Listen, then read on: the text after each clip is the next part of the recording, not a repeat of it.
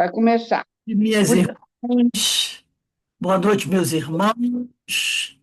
Nós estamos aqui na Sociedade de Estudos Espíritas Francisco de Assis, hoje é 6 de agosto de 2025. E nesse horário, né, nós estudamos essa obra, O Sermão do Monte, de Cláudio Fajardo. Essa obra é maravilhosa. Nós estamos estudando capítulo 5, Adultério e Divórcio. E hoje, né, vamos dar continuidade ao item que diz: Eu, porém, vos digo que qualquer que atentar numa mulher para cobiçar, já em seu coração cometeu adultério com ela.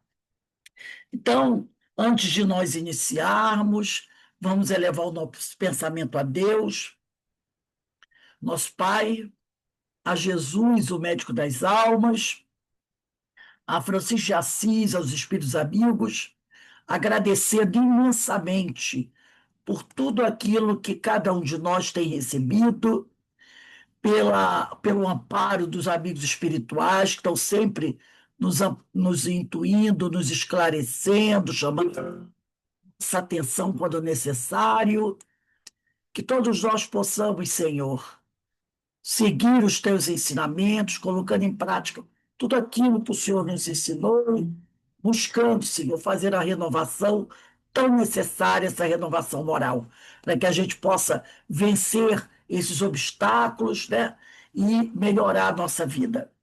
E também sempre pedimos por aqueles nossos irmãos que se encontram em sofrimento, que se encontram perdidos, desorientados, que todos possam ser amparados e fortalecidos, para que possam também mudar, né, a sua caminhada.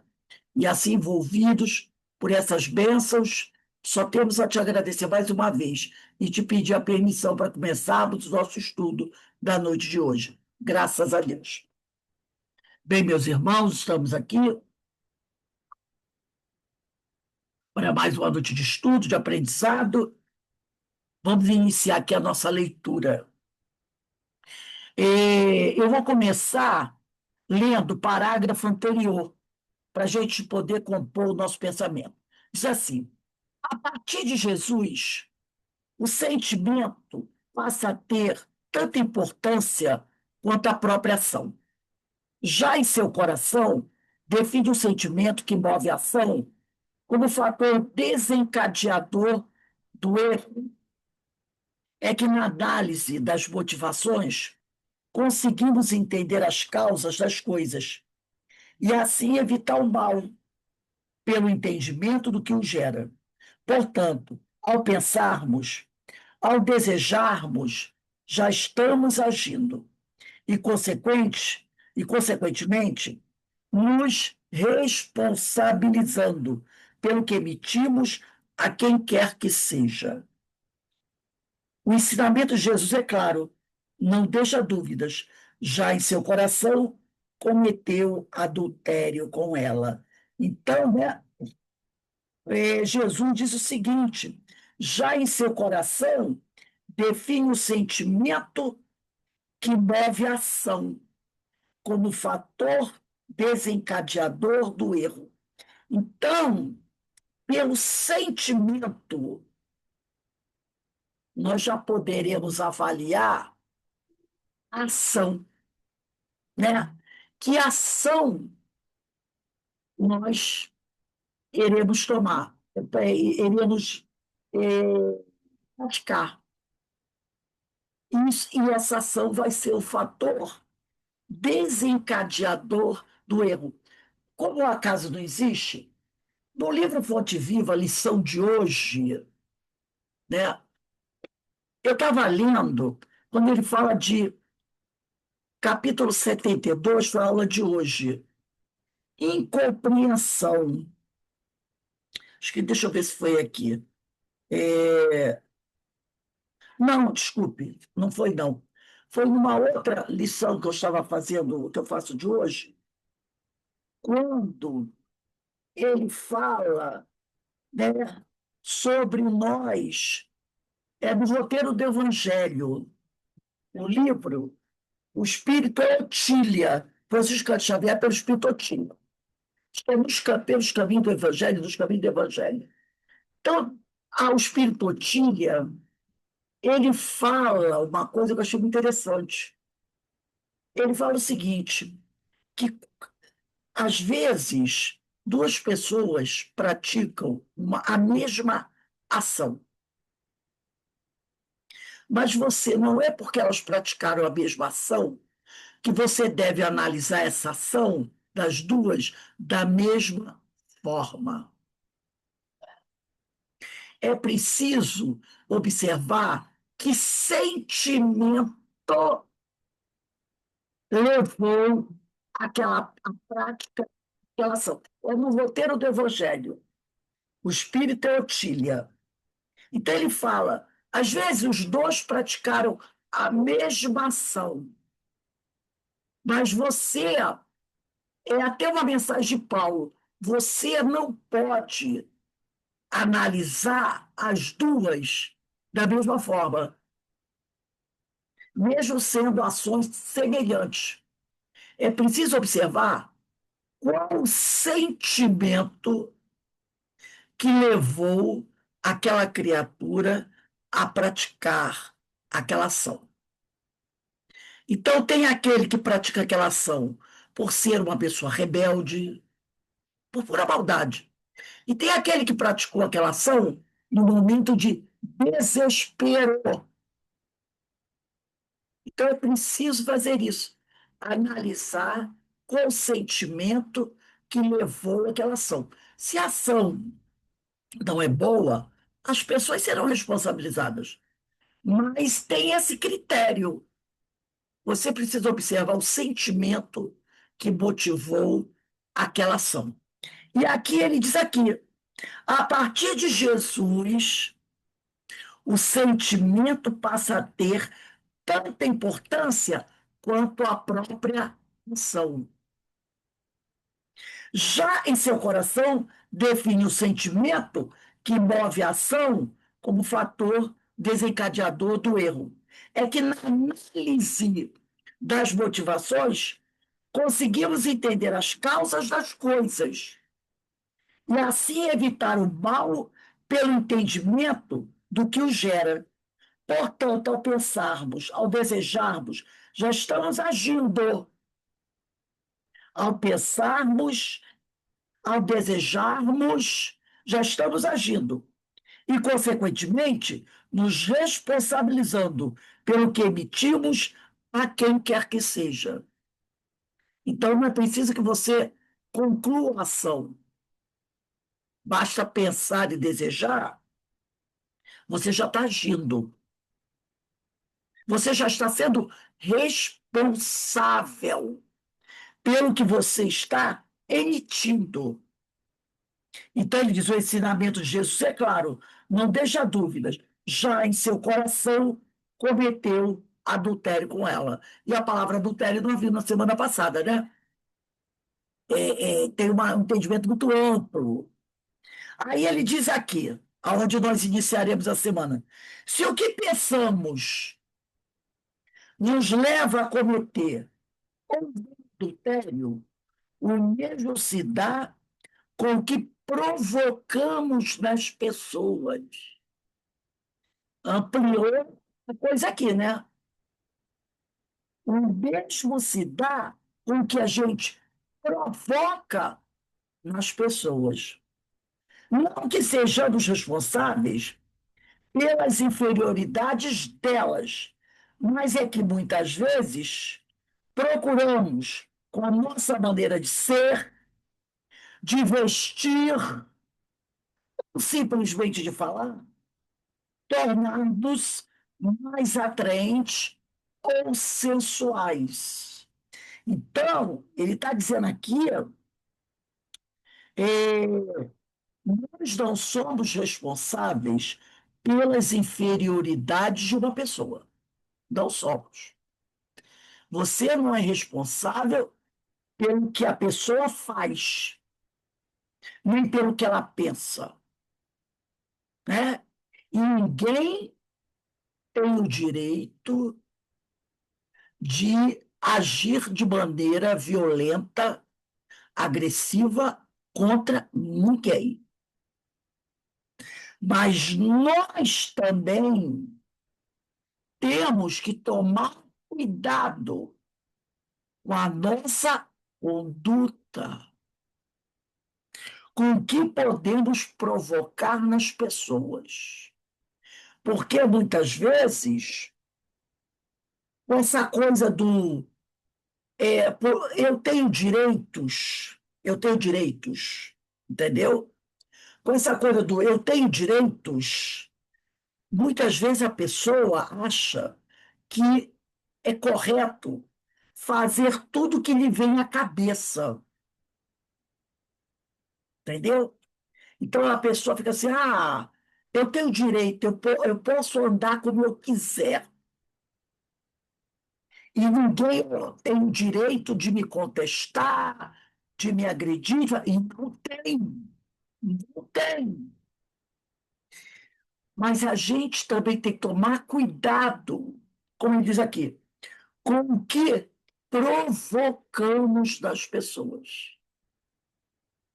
Eu achei muito interessante isso. Porque às vezes a pessoa, nessa coisa de eu tenho liberdade de fazer, agir, falar como eu quiser, eu posso tudo. Se ele me agredir, ele está errado, está, mas eu não tenho responsabilidade disso. Não, eu tenho também. Ele está errado, porque ele não deveria fazer. Mas nós também teremos um quê de responsabilidade. Entendeu? Porque nós temos que ter também bom senso. E o bom senso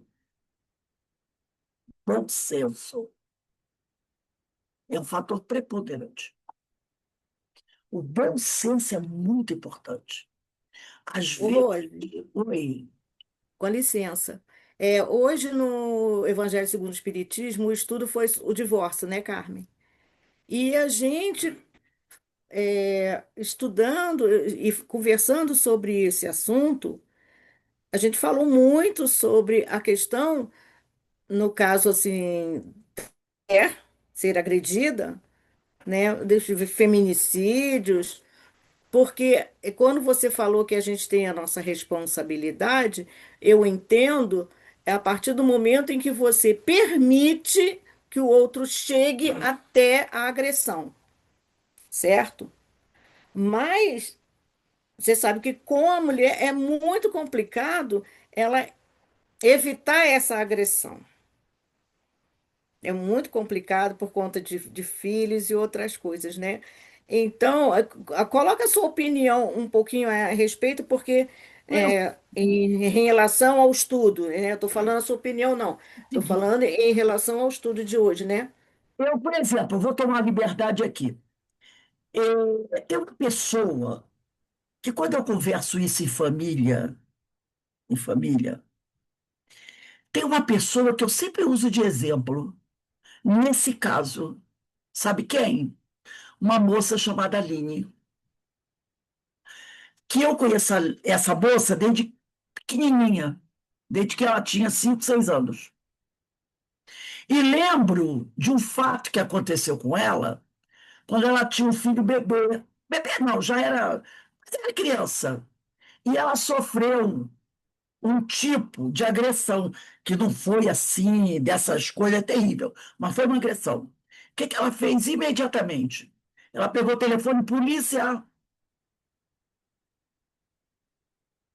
entendeu? Ela pegou o telefone polícia. No primeiro casamento dela. O que aconteceu ali? Ela não tem aquela preocupação de vou ficar ao relento, vou ficar debaixo da ponte. Naquele momento ela percebeu que isso não é correto.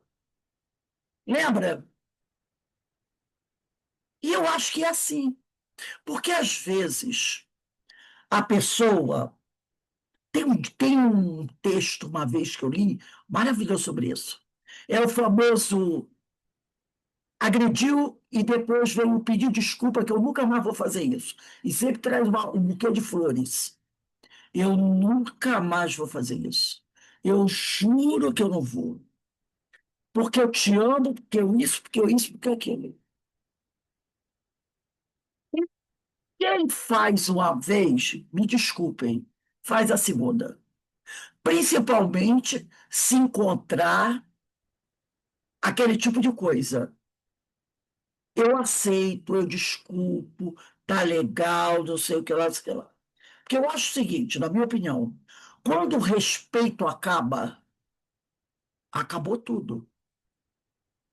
Quando o respeito acaba, porque quando uma pessoa dá um soco, ou 60 socos, né, uma pessoa, vai esperar o 69º? Acabou o respeito. Acabou o respeito. Ah, mas eu tenho dois, três filhos.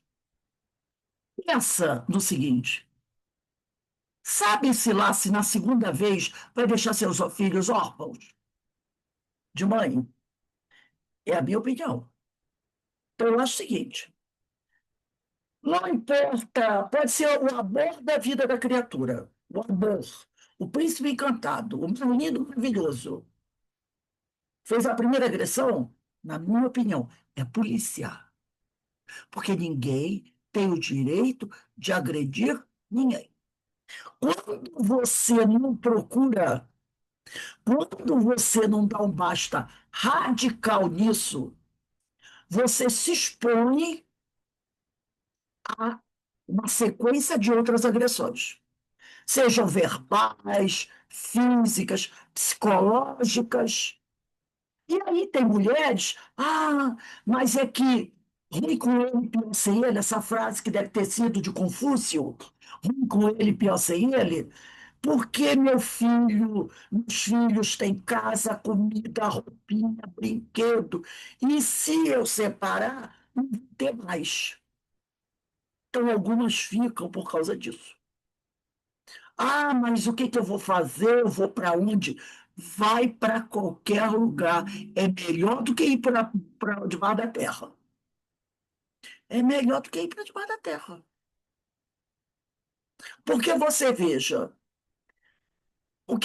você veja o que é levar 60 socos no rosto. 60. Por quê? Porque falou uma frase lá que o outro não gostou. A pessoa dá um soco, um tapa na cara do outro, na frente dos filhos. Que tipo de exemplo você está dando para aqueles teus filhos? As mulheres que às vezes ficam dentro de casa, apanhando, sendo xingadas, esculhambadas, que exemplo ela está dando se ela tem uma filha? Que casamento é isso? Então aquela menina cresce pensando o quê? Isso é casamento. Então tem algumas que até quando é namorado já apanha do namorado. E, e a mãe apanha a vida toda. O garoto vê a mãe sendo esculhambada, chutada dentro de casa. Aí eu tenho também o direito de fazer isso. Então eu acho que certas coisas se cortam mal pela raiz. Um mal pela raiz. Entendeu? Porque eu uso esse exemplo quando alguém fala, eu digo, tem que ser assim. Não importa se você vai deixar para trás uma casa muito bem arrumada, decorada, roupas, joias, sabe? Um armário cheio de alimento. Não me importa. Eu acho que o importante é a preservação da vida. Preservação. E você pode ver, 80%, se você analisar, dos casos de feminicídios não foram a primeira vez. Não foram a primeira vez. São mulheres, né? Também tem caso de homens, mas vamos dizer de mulheres. São mulheres que sofreram vários tipos de agressões, tá? E voltaram. Né? Às vezes, quando eu vejo, já fez isso umas 3 ou 4 vezes, né? Tinha esse costume. Bateu, a mulher saiu de casa, ou ele saiu de casa, depois ele pediu para voltar, a mulher deixou voltar, aí ele bateu, saiu, a mulher deixou de voltar. Poucos são os que vão, a pessoa da parte, mas a maioria sim. Isso aí já aconteceu várias vezes, vai e volta, vai e volta, vai e volta. 80%, quase todos os casos, com raras exceções, são casos que separou, voltou, por agressão. Separou, voltou, separou. E aí a coisa vai só escalando, vai escalando. Dificilmente você encontra um caso que é a primeira vez. Bateu a primeira vez, você separou, não volta mais. É muito comum esse tipo de coisa. É, quando tem feminicídio, então, você pode contar. Quando você vê a notícia, vai e volta, porque pediu desculpa, eu nunca mais farei isso. Pediu desculpa. Aí esse texto que eu li falava assim: toda vez que ela agredia, ele voltava e trazia um buquê de rosas para ela. Um dia, ele levou o buquê de rosas no cemitério. Botou esse porque ele matou e levou o buquê de rosas para ela. Entendeu? A maioria é um presente, aí vem a família também, né? A mãe, a irmã. Não, aceita ele de volta, porque ele não vai fazer mais isso, não sei o que lá, não sei o que lá, não sei o que lá, não sei o que lá.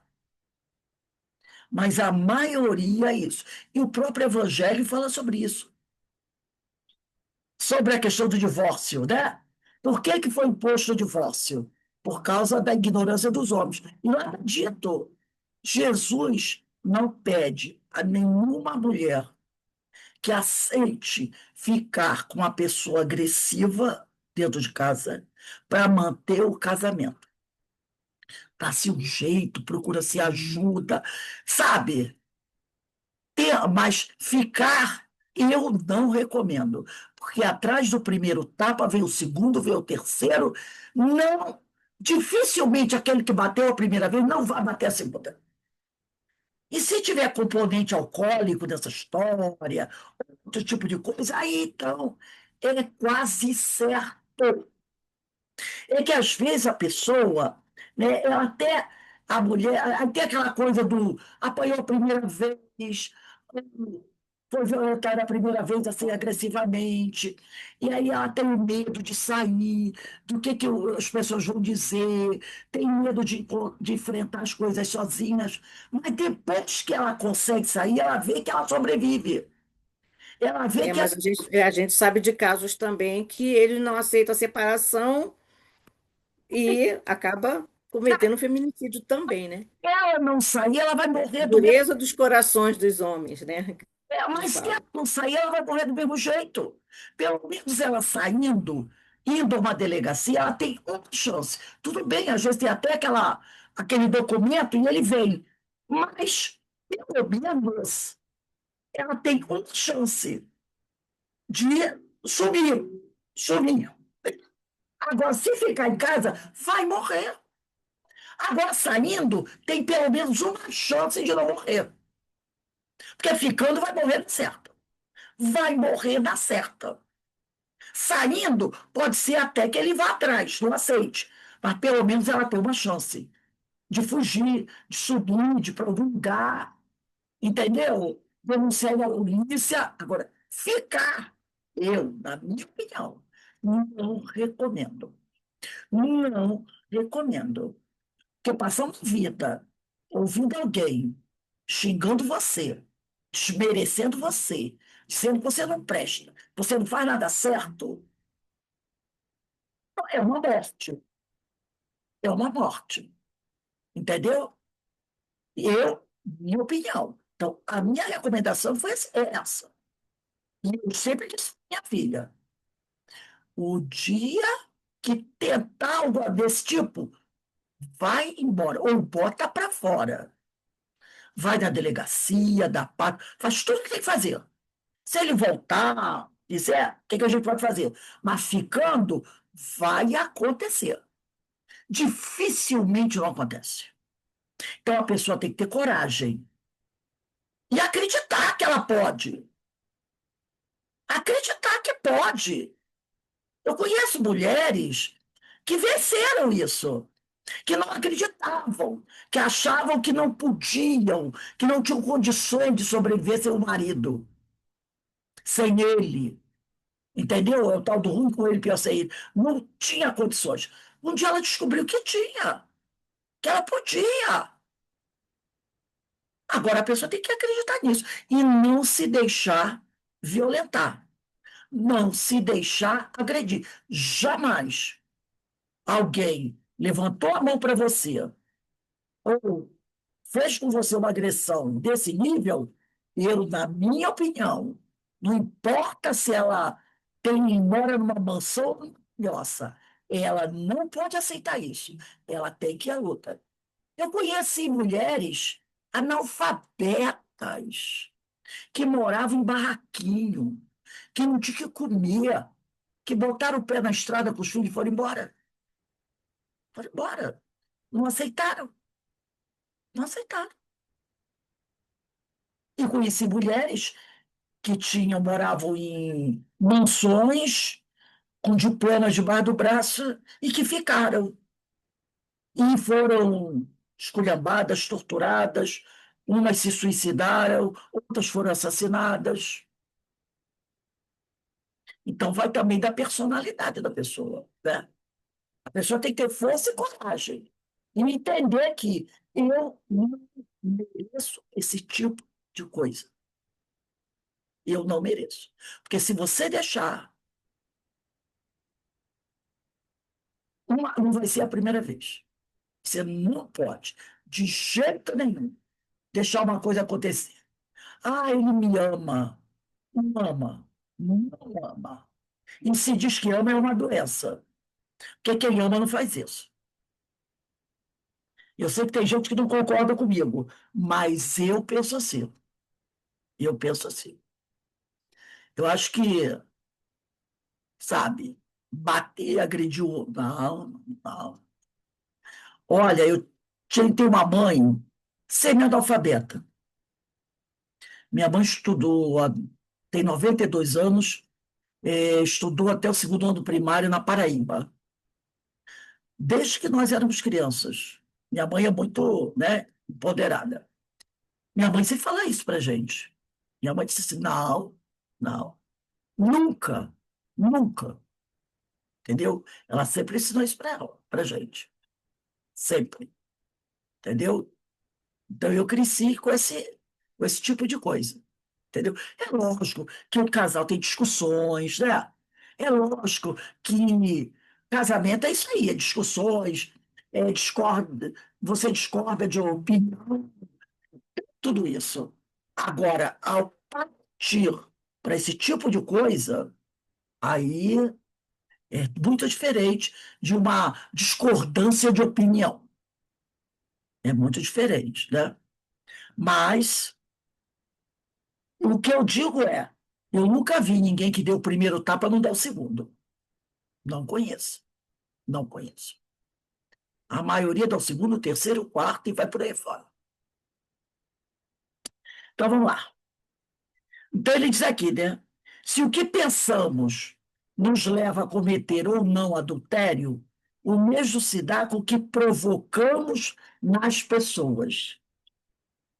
Não que sejamos responsáveis pelas inferioridades dela, mas é que muitas vezes procuramos, com a nossa maneira de ser, de vestir ou simplesmente de falar, tornar-nos mais atraentes ou sensuais. Então, também tem isso. A gente tem que ter bom senso. Bom senso. Se você sabe que tem pessoas que são doentes, doentes, que se passa uma menina de 8 anos de shortinho, camiseta, a criatura bota aquele olho assim, vai seguindo, para mim é um doente. Para mim é um doente.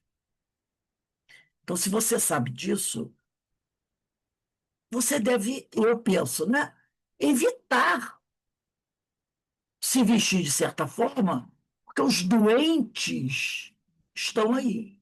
É lógico que você tem o direito de se vestir como você quiser, mas você tem que pensar o seguinte: eu vivo, infelizmente, num planeta que tem muita gente doente.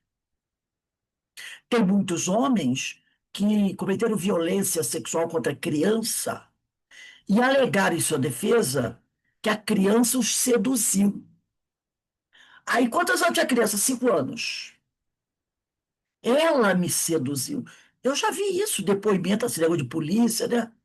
Por que que você fez isso? Ela que é culpada. Ela passava na minha frente de shortinho. Ela olhava assim para mim. É um doente. Então, ele usa em sua defesa que a criança o seduziu.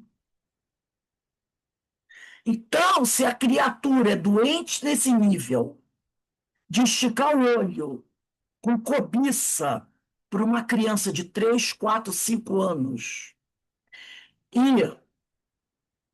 hoje, eu não gosto dessas notícias, mas passou no meu olho assim, que às vezes você está olhando uma coisa e passa um bebê de 1 ano e 8 meses, né? O que levou a criança à morte. Então, nós estamos num planeta de provas e expiações. Então, você tem que se precaver, não é? Que se a criatura olha com cobiça sexual por uma criança de 3 anos, então eu acho que você tem que ter bom senso, como diz aqui, no vestir, porque você não está livre de um psicopata desse, de repente, se sentir atraído por você pela roupa que você está vestindo. Então, eu acho que o bom senso, não estou justificando o que ele está falando, ele está errado, mas a gente sabe que você, infelizmente, a gente está no meio. E ninguém, psicopata, não tem cara de psicopata. Eu já li uma matéria falando que o psicopata, você às vezes está dentro da sua casa. Pode ser um filho seu, um irmão seu. Você nunca vai saber que ele é um psicopata. Só quando a bomba explode. Porque uma das características do psicopata é saber esconder muito bem as suas doenças. Entendeu? E de repente a gente não vê essas coisas acontecendo, a família escandalizada, como o pai, o avô, a avó, o tio, o irmão, o pai, o padrasto, uma pessoa que você confiava e ela comete um ato desse. Então é aquela coisa, né? Você tem que estar sempre atento, prestando atenção e tomar seus cuidados. Porque nós vivemos num planeta de provas e expiações. E aqui ele vai dizer aqui, ó, e compreendendo melhor o ensinamento do Cristo, olha só, quando induzimos alguém a determinado comportamento, somos, por tal, responsáveis do que advier. É o caso também daquele que fica discutindo, brigando com o outro, e o outro diz uma coisa, você diz para ele, e o outro te cutuca, você cutuca, e ele te diz. Sabe? Esse tipo de coisa que às vezes leva a uma desgraça, né?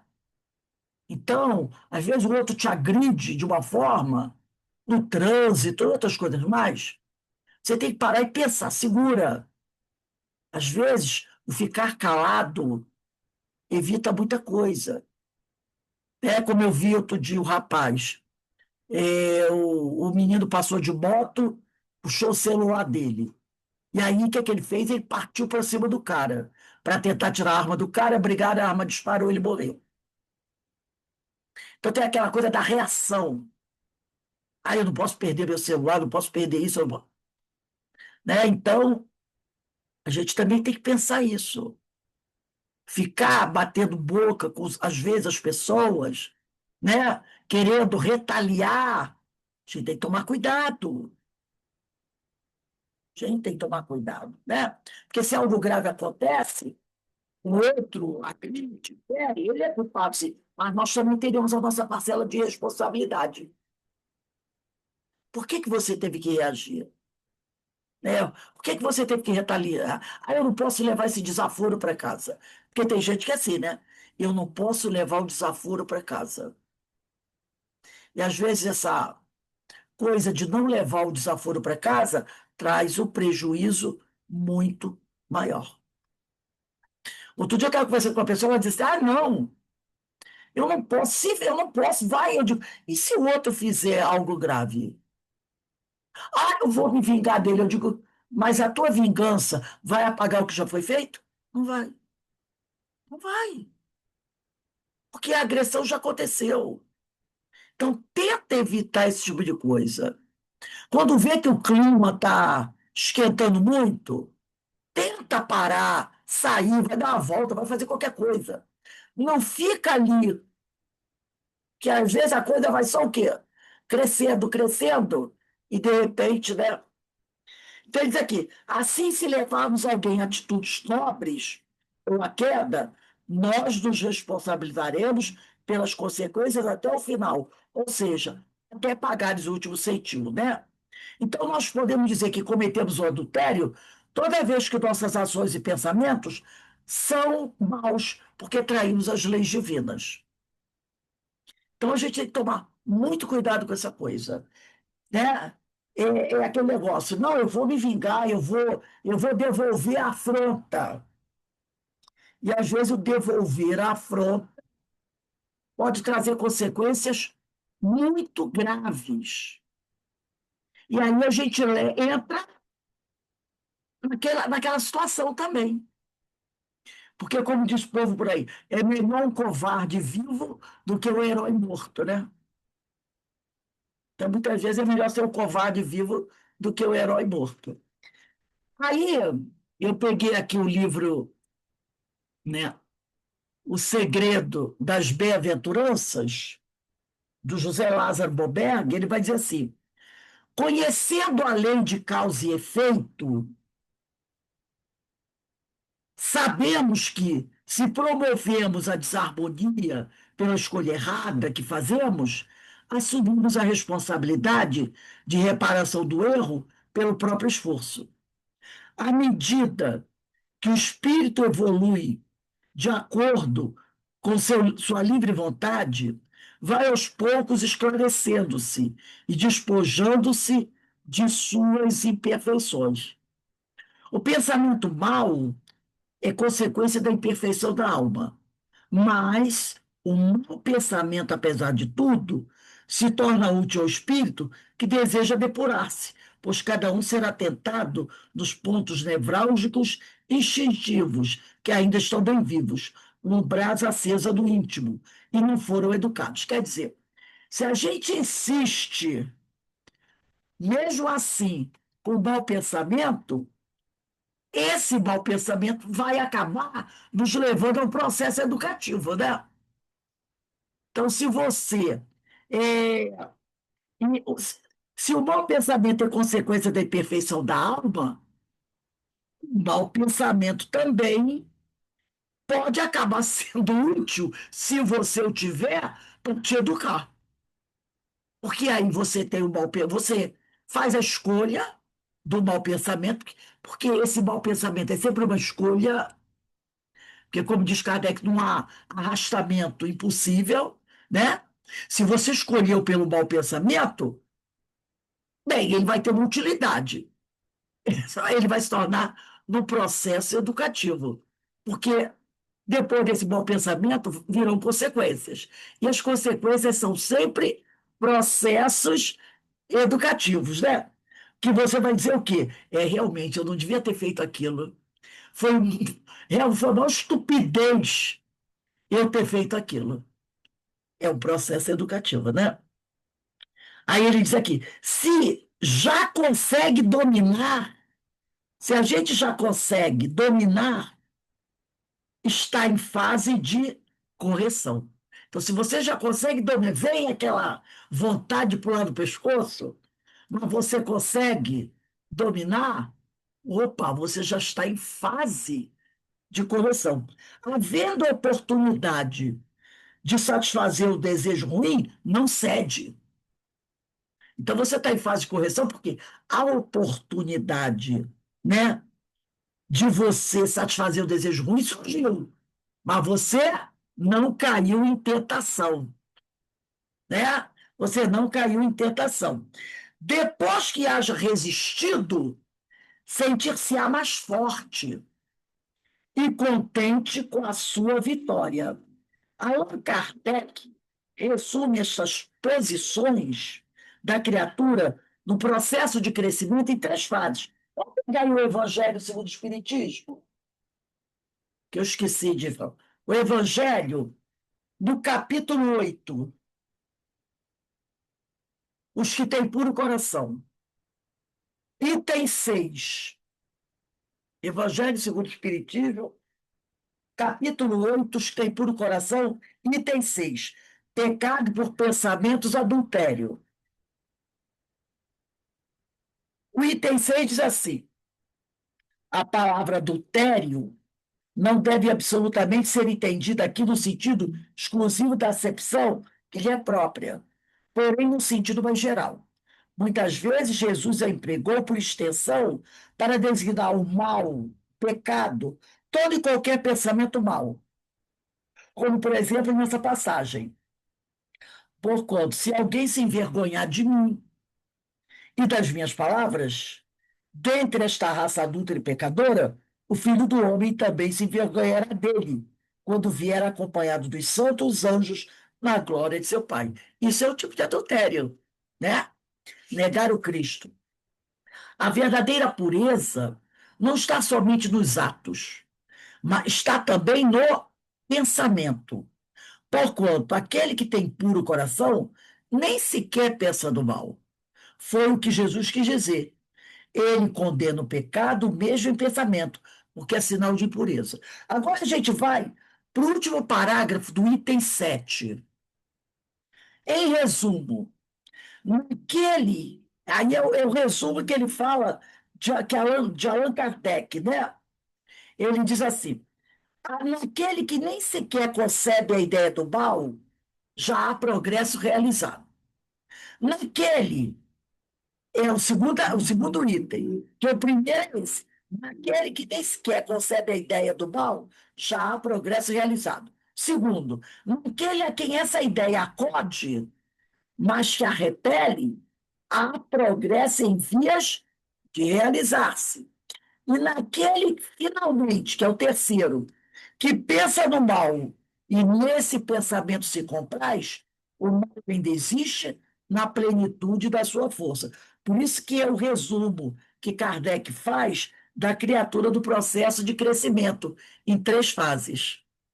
A primeira fase é naquele que nem sequer concebe a ideia do mal, já tem progresso realizado, naquele a que essa ideia acode, mas ele não dá vazão a ela, repele, há progresso em vias de realizar-se.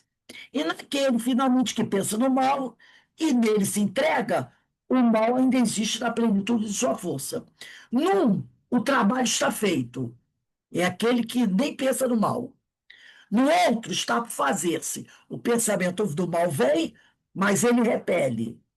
Deus, que é justo, leva em conta todas essas gradações na responsabilidade dos atos e dos pensamentos do homem. Porque é um degrau, né? Tem aquele que nem pensa no mal, e esse já conquistou o progresso. Tem aquele que pensa, mas não faz, o progresso está se realizando, e tem aquele que se entrega, né? Então, tudo isso é levado em conta nas gradações da responsabilidade dos atos e dos pensamentos do homem. Por isso que quando às vezes a gente pensa, não é, às vezes a gente não acontece alguma coisa e a gente pensa assim, algo ruim, e depois, não, não, não, não, não, não, não, não quer saber. É aquele que o progresso está em vias de se realizar. É o segundo caso aqui, que acontece muito com a gente. Porque no mundo de provas e expiações, poucos serão aqueles que nem concebem a ideia do mal, né? No nosso mundo, tem muito o segundo caso, o que pensa no mal, mas não dá vazão a ele, e aquele que pensa e dá vazão. Mas aí a gente tem que procurar o quê? Pelo menos está no segundo caso. É aquele que às vezes a gente pensa no mal, mas não se entrega. A gente pensa, mas repele, né? Então, esse progresso está em vias de se realizar. Então, na hora, vamos dizer assim, da ação da lei de causa e consequência, né? Da lei de a cada um segundo suas obras, isso pesa. É o que aqui no Evangelho diz. Diz isso. Deus que é justo leva em conta todas essas gradações na responsabilidade dos atos e dos pensamentos do homem. Por isso, sempre a gente deve pedir a Deus que forças para caso a oportunidade de fazer algo ruim ou outro aconteça, a gente tem a força de não se deixar cair em tentação. Você resistir àquela vontade que dá de praticar o mal. Resistindo, você está mostrando que você está em via, que o progresso está em via de se realizar em você. E isso vai ser levado em conta nas consequências que virão desse ato. Vai ser levado em conta. Porque Deus é de misericórdia. Entendeu? Achei muito interessante essa colocação dele aqui, chamando a nossa atenção para essa luta que a gente tem que ter, de não deixar que o mal vença. Mesmo você pensando nele, você não se deixar levar, não deixar que aquilo aconteça, entendeu? Porque tem gente que fica desesperada. Ai, meu Deus, eu pensei em coisas ruins. Mas aí você pergunta, você fez? Não. Tá bom. Já mostrou que tem um progresso. E feito aí, né? E aí pedir forças, forças para não se deixar levar, não se deixar levar pelo vendaval. Porque é igual assim, quando o vendaval passa e leva uma pessoa, a gente vê furacão, né? Leva, e você não sabe onde aquela pessoa vai ser jogada. Já reparou? Quando mostra esses tsunamis, esses furacões, e eles envolvem, às vezes, animais, né? Carros, telhados de casa, e envolve tudo aquilo, a gente sabe onde vai cair, aonde aquele telhado que está sendo levado pelo vendaval vai cair, aonde aquela vaca vai cair, onde aquele carro vai cair, ninguém sabe. Sabe que o furacão envolveu. Agora, onde o furacão vai jogar você, a gente não sabe. A gente não sabe. Isso a gente tem que prestar atenção. Tá? Voltando aqui para o livro do Cláudio Fajardo. Portanto, se o teu olho direito escandalizar, arranca-o e atira-o para longe de ti, pois te é melhor que se perca um dos teus membros do que todo o teu corpo seja lançado no inferno. Portanto, se o teu olho direito te escandalizar, por que Jesus liga o ato de cobiçar ao olhar? É uma pergunta. Por que Jesus liga o ato de cobiçar ao olhar? É que, conforme já dissemos, é pelo olhar que mostramos os nossos sentimentos e desejos, né? E é verdade, né? Às vezes você olha a criatura dando aquele olhar. Às vezes você percebe, né, o olhar daquela criatura para outra coisa e diz, nossa, que olhar, né? A gente, nossa, que olhar. Para notar que isto é uma realidade, basta atentarmos para o que olhamos em nosso dia a dia. Ao sairmos da rua e irmos de um lugar a outro, passamos por vários cartazes de propaganda anunciando alguns produtos. Se ao final da caminhada fizermos uma retrospectiva do que vimos, não vamos conseguir nos lembrar de todos os cartazes, mas só daqueles que mais nos chamaram a atenção. Seja pelo produto que estava anunciado, pelo artista que o anunciava, ou pela qualidade do anúncio, o que nos levou a prestar mais atenção em uns que em outros. Foi a sintonia, a vida entre, a vida entre nosso desejo e o cartaz propriamente dito. Então, quando alguma coisa nos chama a atenção, com certeza é porque estabeleceu-se a nossa sintonia para com aquilo.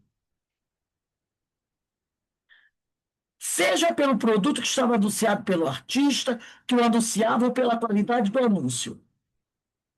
O que nos levou a prestar mais atenção em uns que outros foi a sintonia, a vida entre o nosso desejo e o cartaz propriamente dito.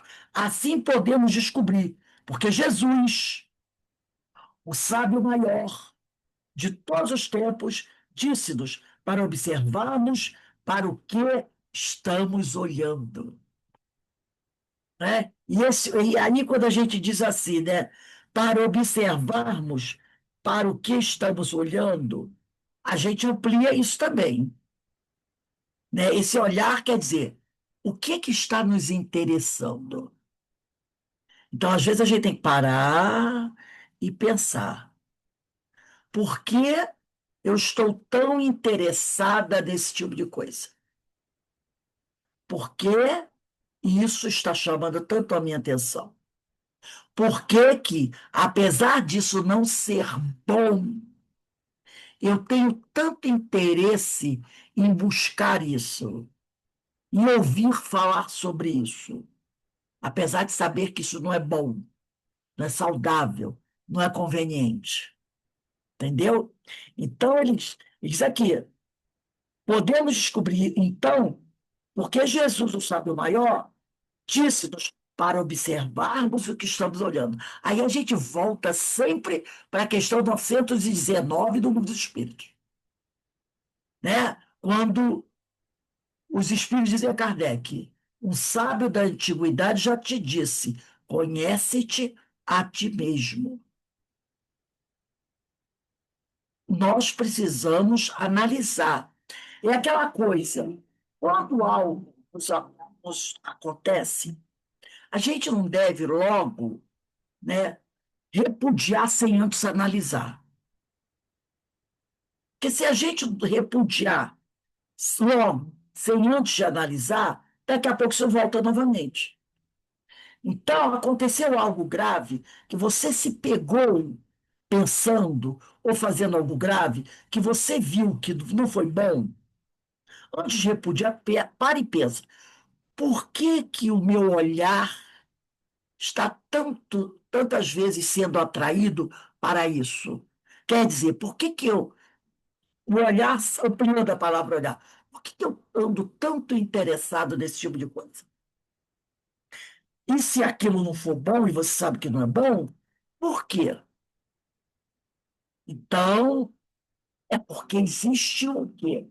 Se estabeleceu o quê? Uma sim. Eu vejo que não é bom, mas eu gosto de ver isso. Tem uma sintonia aí. E é isso que o conhece a ti mesmo procura te dizer. Se você sabe que não é bom, mas que você tem atração por isso, é preciso trabalhar esse negócio. Aí ele continua aqui: escandalizar é causar escândalo. Este termo, segundo o significado primitivo no grego, significava causa de queda. Então, escandalizar é causa de queda. Desta forma, devemos entendê-lo como fator que nos induz à queda ou ao erro. E hoje em dia tem tanta gente que gosta de, propositadamente, de escandalizar, não é? A gente vê pessoas, né, que vão para a televisão, para as redes sociais, voluntariamente fazer coisas para escandalizar. Não só no sentido de chamar atenção para si, mas fazer coisas que é impossível ela não saber que é errado. Porque até uma criança de 5 anos sabe que é errado, que não é bom. Não é aquele escândalo só de tchan, tchan, tchan, tchan, não. É de fazer algo que o mundo inteiro sabe que não é interessante. Mas a criatura quer fazer aquilo, quer fazer aquilo, né? E conta coisas que faz na tele, faz com o pai, com a mãe, com o filho, sabe? Uma coisa assim, né? Coisas que você diz assim, Jesus, como isso? Como isso? Uma criatura que faz algo que qualquer um sabe que não é bom, e traz o filho, o pai, o namorado, a nora para fazer junto. O mundo todo sabe que aquilo não é bom, mas a criatura está sempre inventando mais. Está para escandalizar. É causa de queda. É causa de queda. Talvez ela não saiba que é causa de queda, mas ela faz para escandalizar, a se manter na mídia. Porque a mídia dá dinheiro, né, gente? A gente sabe que a mídia dá dinheiro. Olha os influencers aí, ricos, milionários, não é?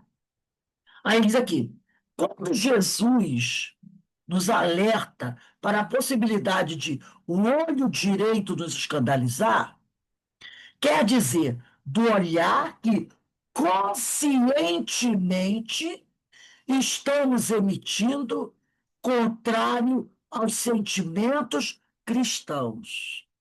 É quando você provoca um escândalo conscientemente, visando se dar bem de alguma maneira, tá? Por simbologia, ligamos o lado direito ao lado correto das coisas. Seria o lado bom. Portanto, o direito seria o olho bom, o olho consciente, que já possuímos, definido pelos conhecimentos superiores já trabalhados. Desta forma, se este olhar, já com consciência, porque nós já temos uma consciência, né, gente? No grau evolutivo que nós estamos, nós já temos, né, uma consciência. Estiver impregnado de sentimentos inferiores, a queda será maior. Porque, conforme nos informa o apóstolo da gentilidade, todos os que sob a lei pecaram, pela lei serão julgados. Então, quando você que já tem um conhecimento, quando você já tem, como disse Emmanuel, 5 minutos de evangelho e provoca o escândalo conscientemente, a queda será maior. Porque é aquele ditado, né? A quem muito foi dado, muito será cobrado. A queda será maior, porque conforme nos informa Paulo, na carta aos Romanos, capítulo 2, versículo 12, todos os que sob a lei pecaram, pela lei serão julgados. Quer dizer, todos aqueles que conhecem a lei e infringem essa lei, por ela será julgado. Então, a gente tem que parar para analisar muito isso, sabe? Quando nós já sabemos, temos a consciência das coisas, mas por alguma razão, ou por vaidade, ou por orgulho, por cobiça mesmo, né? A gente insiste em fazer algo que a gente sabe que não é bom, que vai de contra a lei de Deus. E a gente vê muito isso acontecer. A gente vê muito isso acontecer. A pessoa que tem esse coisa. É quando você vê um juiz vendendo sentença, não é? Alguém melhor que um juiz para conhecer as leis? Alguém melhor do que um juiz para conhecer as leis? Não tem. e ele vem de sentença. Um médico, um ginecologista, que acaba estuprando seus clientes, não é? Então, um político que recebeu voto para trabalhar, para ajudar o povo a crescer, evoluir, rouba o dinheiro dos hospitais, engana aquele que confiou seu voto a ele, em vez de buscar trabalhar pelo povo, ele vai trabalhar pelos seus próprios interesses particulares e dos seus amigos. Todas essas pessoas, um padre, um religioso, que tem que pregar o evangelho e usa a religião para ganhar dinheiro, para se dar bem, deturpa os ensinos de Deus para suas questões pessoais. É o que ele está dizendo aqui. Se este olhar que a criatura já tem, já com consciência, estiver impregnado de sentimentos inferiores, a queda será maior. A queda será maior. Porque, conforme nos informa o apóstolo de gentilidade, todos os que sob a lei pecaram, pela lei serão julgados. Então, qual o peso maior? De um juiz que vem sentença ou daquele cara que suborda o guarda, aquele bandido que suborda o guarda, para soltar o outro bandido, colega dele que está preso? Né? Porque não tem isso. O cara é um assaltante, é um bandido. Aí o colega dele foi preso. Ele arruma um dinheiro, suborda o guarda, para o guarda abrir a porta da cadeia para soltar outro bandido amigo dele. Não estou nem falando do policial, estou falando dos dois. Vai ter peso maior aí? O juiz que está vendendo sentença ou aquele que está dando, como diz o povo aí, 50 mil réis para o guarda abrir a porta para outro bandido sair? Né? Então, o que ele está dizendo aqui? Se este olhar, se você já tem um olhar com consciência, mas se esse olhar tiver impregnado de ideias inferiores, sentimentos inferiores, a queda será maior. Por isso que aí tem aquele ditado que diz assim, está até no, acho que não me lembro se é no livro dos médiuns, que as casas espíritas, acho que é naquele último capítulo do livro dos médiuns, sobre as sociedades espíritas, né? Que as sociedades espíritas devem, de preferência, serem menores, pequenas.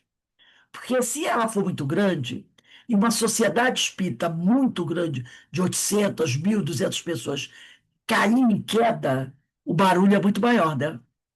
Do que uma casa espírita pequenininha. Então, quanto mais a gente evolui, quanto mais a gente aprende, maior a nossa responsabilidade. A nossa queda pode ser muito maior. Muito, muito maior. Por isso eu me lembrei da mensagem da Otília, no livro Roteiro do Evangelho, e que nós estudamos aqui, que Deus, ele vai observar o quê? O sentimento que a pessoa carrega no coração quando pratica um ato, mesmo sendo um ato condenado, consentimento, né? Daquele que deu 50 mil reais para soltar o colega, é o sentimento de solidariedade, né? Não, meu colega, meu parceiro, ele está fazendo errado, mas a ideia dele é o quê? Ele quer soltar o parceiro. Ele quer soltar o parceiro. Que ele pode até o risco de ser preso, né? Mas ele lá arruma para soltar o parceiro. E qual o sentimento que leva um juiz a vender sentença? É um sentimento bem diferente, né? Os dois estão errados, mas vamos analisar isso aí. Esse que está dando uns 50 mil reais para soltar o colega, às vezes não tem conhecimento de nada, né? De nada. De Deus, de nada. Ele tem aquele meu parceiro, meu colega, meu companheiro, meu amigo de infância. Tem que tirar ele de lá. Está na fria, está pior. Mas e o outro? que tem anos e anos de estudo. Qual o sentimento dele ao vender sentença? Sabendo das consequências de colocar uma pessoa fora da lei, na rua, né, impedindo que ela cumpra o que determina a lei. Uma pessoa de alta periculosidade, que ele é um juiz, ele sabe. Um assassino na rua. Em troca disso, ele ganha alguns milhões.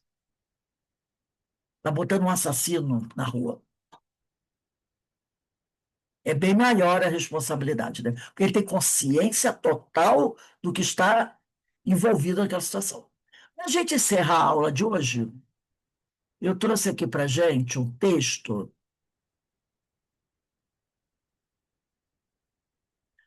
do livro Rumo Certo, de Francisco Cândido Xavier, pelo espírito de Emmanuel. Rumo Certo. Esse livro é muito bom, gente. Não sei se vocês conhecem. Rumo Certo. Eu estava até com ele aqui. Deixa eu ver. Espera aí, um instantinho. Eu guardei ele ainda agora aqui. Deixa eu ver aqui se eu acho ele aqui para depois botar. Gente, nossa. Ah, tá aqui. Depois eu mostro para vocês. Rumo Certo. Diz assim, Emmanuel, no capítulo 34. Escândalo em nós, acalmar-nos, a fim de trabalhar e servir com segurança. Será sempre o processo mais eficiente para liberarmos da influência de escândalos, quaisquer que eles sejam. Então, acalmar-nos a fim de trabalhar e servir com segurança. Será sempre o processo mais eficiente para liberar-nos da influência de escândalos, quaisquer que sejam. Não poucas vezes, demoramos-nos acalentando mágoas e condenações contra nós mesmos, das quais costumamos sair desolados ou deprimidos, aumentando a incapacidade própria para qualquer reajuste. Então, muitas vezes, a gente entra naquela coisa, né, da autopunição. Então, a gente vai acalentando mágoas e condenações contra nós mesmos. E é aquela coisa de se autodesmerecer. E muitas vezes, voltando àquele assunto que a gente falou no início, né, sobre casamento, separações, divórcio, às vezes a pessoa ela se mantém num relacionamento tóxico porque ela se desmerece. Ela acha que não tem capacidade de sozinha, de trabalhar, de conseguir algo melhor. Então, ela aceita aquilo até como punição, porque ela se considera incapaz, ou acreditou quando o outro disse que ela era incapaz. Porque às vezes ela já ouviu tanto isso, né? E acreditou, concretizou isso, cristalizou. Eu sou incapaz. Então, isso aí é o que eu mereço mesmo. Eu tenho que aguentar, porque eu não tenho condições de algo melhor. Então, a pessoa vai se deixando, é, vamos dizer assim, se enterrando, aceitando aquela carga em cima dela, né? Mas com isso, ela vai acalentando mágoas, né? Vai se tornar uma pessoa depressiva. E tudo isso pode levar a coisa muito pior. A coisa muito pior, né? Então, olha aqui, ó, aumentando a incapacidade própria para qualquer reajuste. Teremos errado? Reconheçamos. Lamentar-nos, porém, indefinidamente, seria o mesmo que segregar-nos em remorso, não só improdutivo, mas destrutivo. Também, porque comunicaríamos o fogo de nossas próprias inquietações aos entes que mais amamos. Importa aceitar nossas culpas, mas desaconselhável acomodar-nos voluptuosamente com elas, sem a mínima diligência, para extinguir-lhes os desastrosos resultados. Queixar-se de alguém, queixar-se alguém de si próprio, duas, três vezes, quanto às dívidas e defeitos que se lhe onere o caminho, será claramente compreensível. Mas lastimar-se todos os dias e acusar-se em todas as circunstâncias, sem qualquer esforço para melhorar de situação, pode transformar-se em atitude compulsiva, gerando enfermidade e perturbação. Esterilidade em qualquer setor será invariavelmente, né?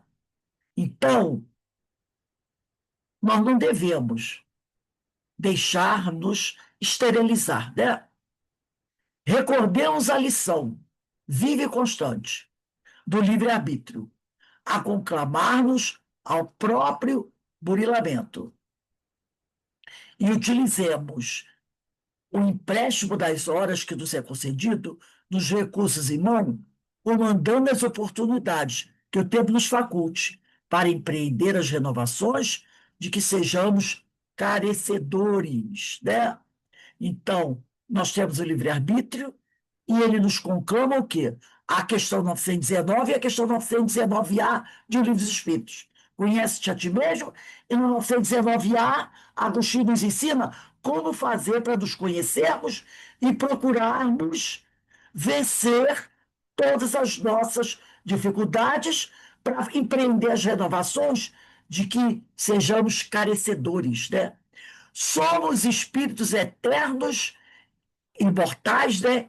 E conquanto nos caiba o dever de aproveitar as experiências do passado, no que evidenciem de útil e de preparar o futuro para que o destino se nos faça mais elevado, lembremos de que somos chamados nas áreas do agora, a viver um dia de cada vez, né? Então temos que aproveitar as experiências que já vivemos no passado, temos que nos preparar para o futuro, mas temos que prestar atenção no hoje, no agora, e viver um dia de cada vez.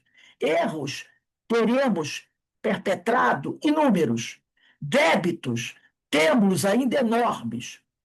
Entretanto, se soubermos empregar com critério e equilíbrio os instrumentos de que dispomos, não há tempo a desperdiçar com lamentos inúteis.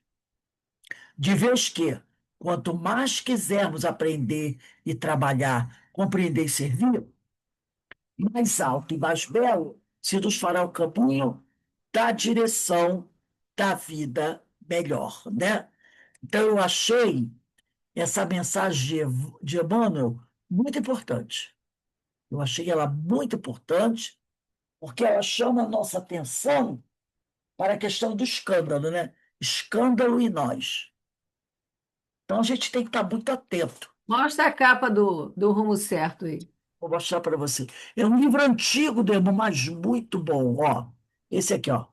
Rumo Ah, não sei. certo, tá vendo? Rumo certo. O Estou rumo vendo, tô certo é aqui. pro alto. Tá vendo? Tem essa seta para cá, tem essa seta para lá, tem essa seta para cá, mas o rumo certo é, ó, é para o alto. É a seta que vai para o alto. Muito bom, eu gosto muito desse livro. É um livro bem antigo, sabe? De Emmanuel, eu tenho ele há muito tempo. Ele tem mensagens muito boas, muito boas. É tribulações, agressores e nós, na trilha das provas, não ser subs, mas com Jesus, proteção de Deus, serviço e migalha. Mensagens maravilhosas, sabe? Como essa, que essa é Escândalos e Nós, né? Escândalos e Nós. É a lição 34 do Rumo Certo. E Emmanuel bota as setinhas mostrando qual é o rumo certo. É o que leva para o alto, né? E nós que vamos para cá, porque essas desviam do caminho. É psicografia de Francisco Canto Xavier pelo Espírito de Emmanuel. E aí, o que, que vocês acharam, né, do tema, do que a gente está falando aí, gente? Ah, esse tema é bem atual, né? Escândalo é o que tem mais por aí, né? E aí a gente vê pelo texto do Cláudio Fajardo que é a causa de queda, né? Que o escândalo a gente pensa que é uma coisa assim, escândalo é aquilo que vem na mídia, notícia que se espalha, mas na verdade o escândalo é a queda de cada um, né? É a queda, é a A nossa queda. queda moral de cada um, né? E você vê que o que a gente vê aí de erros cometidos que geram escândalos e que, na verdade, têm consequências seríssimas para aquele que pratica. Por isso, Jesus diz: arranca, então, tudo aquilo que gera escândalo, arranca. Se tem Né? Ou um seja, tudo motivo de que gera queda, evita. Aí a gente entende do olho, né? Quando Jesus fala do olho, porque é aquilo que nos chama atenção, né? E esse olho pode tudo aquilo que eu sinto atração. Por que que eu senti atração? Teve sintonia, né? Se teu olho é motivo de escândalo, arrancam, mas não é um olho físico, né? Se alguma coisa que você percebe que não é boa, mas é atrativo para você, isso pode ser motivo de escândalo para você. Então, arranca isso, elimina isso, porque se te satisfaz, pode ser muito perigoso. E se você já tem certa consciência, mais atenção você tem que ter, mais cuidado você tem que ter. E nós já temos uma certa consciência, né? Então, é orar e vigiai. Aí, mais do que nunca, essa orai e vigiai, ou vigiai e orai, para não cairdes em tentação, porque o escândalo é motivo de queda, né? Então, a gente vê quanta coisa Jesus, né? E aí a gente percebe que psicólogo, né? O maior psicólogo, né, que já existiu. Porque tudo isso é psicologia. Jesus, né, tendo essa noção das coisas que podem nos envolver emocionalmente, psiquicamente, e pode nos levar para o abismo. Então, ele está trabalhando psicologia, né? Está falando com a gente. Presta atenção no que passa na tua mente, no que você vai fazer. Se analise, preste atenção nas tendências que você tem, nos gostos que você tem, nas coisas que te atraem. Análise o tempo todo. Presta atenção em ti. Presta atenção em ti. Né? O tempo todo ele chamando a nossa atenção. Que a gente quer muito olhar para o outro. Ele tá, olha para você. Presta atenção em você. Se analisa, né? Te observa. Observa teus pensamentos, teus desejos, trabalha aí. Sim, é o teu material de trabalho, teu sentimento. Nosso material de trabalho é o nosso sentimento, porque daí parte tudo. Daí parte tudo. Gente, semana que vem a gente vai começar aqui, dia 13, né? Dia 13 vai ser aí, ó. Arranca-o e atira-o para longe de ti. 13/8, arranca-o e atira-o para longe de ti. Tá bom? Denise, tu perguntou daquele áudio de quinta-feira? É na musiquinha, naquele primeiro intervalo que o rapaz vai tocar violão.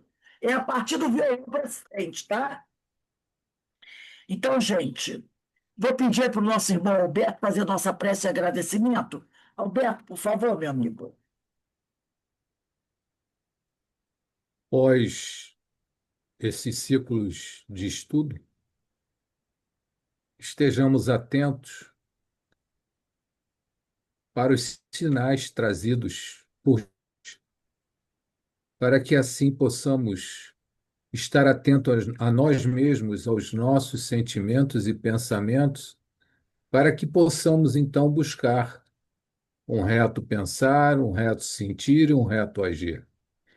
Que estejamos vigilantes naquilo que estamos a produzir em nosso interior, para buscarmos então o caminho do bem, o caminho da luz. Que Jesus nos ilumine neste propósito de buscarmos um propósito edificante. E que esta espiritualidade que nos assiste nos inspire no bom caminho. E que possamos, como espírito que somos, fazer uso do nosso livre-arbítrio, fazer as melhores escolhas para que o nosso proceder seja de acordo com as leis de Deus. Portanto, ao final deste ciclo de estudos, estejamos todos agradecidos a Jesus e ao Pai Celeste. E que estejamos, ao final desta prece, a nos voltar para a luz maior do amigo celeste e para o Pai e seguirmos as suas leis. Que assim seja. Graças a Deus, graças a Deus. Bem, meus irmãos, vamos encerrando aqui os nossos estudos, agradecendo muito a Deus sempre por essa oportunidade de reflexão, né? De autoanálise, porque tudo isso é muito importante para todos nós. É assim que a gente vai se transformando, vai se renovando, vai se melhorando e melhorando também o nosso convívio para com os nossos irmãos, tá bom? Então amanhã estaremos de volta do nosso estudo às 16 horas e que Deus nos abençoe e Deus nos fortaleça sempre, tá bom? Bom trabalho aí para vocês. Que Deus abençoe a todos.